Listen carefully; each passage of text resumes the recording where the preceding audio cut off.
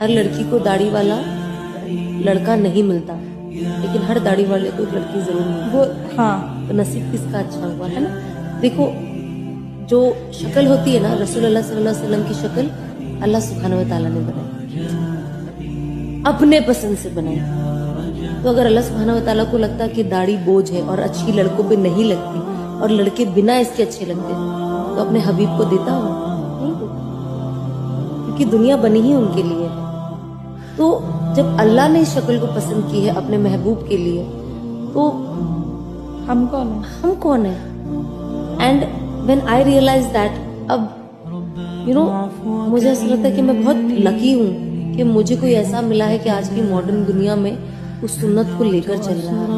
Like I can't, in fact I am the one right now. जब मैंने stream करते मैं कहती यहाँ यहाँ तक बढ़ा और लंबे में, तो कौन क्या सोचता है नहीं इससे एज ज्यादा दिखती है।